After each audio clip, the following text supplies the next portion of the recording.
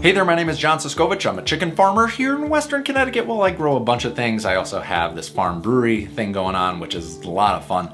But today we're going to be talking about chickens and normal chicken behavior. How to walk past your brooder, how to walk past your field and know that the birds are doing all right. Now, with your brooder, the birds want to be very comfortable. Brooder, if they're starting new birds for 18 to 21 days, you want to have them in a space where you can control the temperature, gradually increase it and increase the airflow over time so that they're hardened off and ready to go out in the field. If you put a baby chicken out in the field, depending on the weather, they may not fare very well. Now, with the brooder, I have created a brooding space with 5 different openings. I got windows, doors, some of them screened, some of them loosely screened, access to an outdoor shelter that the birds can go out to. I have a couple different heat sources that I can change. I have a lot of variables that I can play with to finesse the comfortability of my birds. And I picked up 2 little nuggets of information from the APPPA conference in in January of this year that I wanted to share with you guys. Now, normal chicken behavior, when the birds are up and it is daytime, you're gonna have about 1/3 of the chickens resting, 1/3 of them eating, and 1/3 of them drinking. And I thought that was a great generalization for that, just how good things can get in the brooder. If all of them are drinking and crowding the drinker, it may be too hot in there. If all of them are crowding the feeder, you may be letting the feed run out, which is bad because we're growing chickens to grow and get bigger for meat. So you want to keep feeding them so that they will grow, and you're stressing them out and reducing your production by not having enough feed. So you may want to increase your feeder space.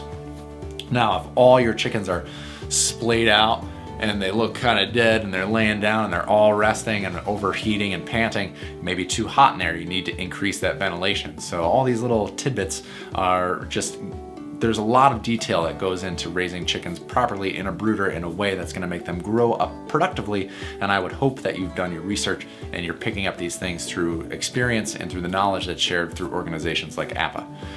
Now, so you got the rule of thirds, 1/3 drinking, 1/3 eating, 1/3 resting. And then one of the things that I liked, a lot of people with their brooders have a big door that they can look in. What they suggested was a peephole, and that's why I have all these windows and openings. I like having little spots where I can look in and see how are the birds doing without me disrupting them. I want to look for that rule of thirds to see that they're acting appropriately. But if I open the door and go, "Hey birds, how you doing?" they're all gonna scatter and I won't see them in their kind of natural state. But if I can walk by and just look in and say, "Hey, that looks good, nobody's stressed out, nobody's like dead under the heat lamp, good, ready to go." That is why I like the heat lamps versus the Ohio brooders. There's a debate on which one's better. For me, on my system, I like the heat lamps better because I can walk by the shed, not touch a door or a window, look through the little peephole there and then see that the bird's okay and continue on. And if I see something's wrong, then I can open the door, which disrupts the birds, and fix whatever's wrong and then close them back up again. But with that peephole, I can see if my rule of thirds applies and then just carry on with my farm day. When you have birds in the brooder, you have to check them a lot. So as you walk by, the quicker you can check and assess them, the more efficient your whole day is going to be. Now, tomorrow we're going to talk about the 3 things that chickens consume and why they're important and why it's important to manage those 3 things and what effects they can have on chickens. But for today, we're wrapping up the video. Hope you have an awesome day. I hope you visit APPPA.org for the best organization for chickens in the world. And then until next time, I will see you out in the field.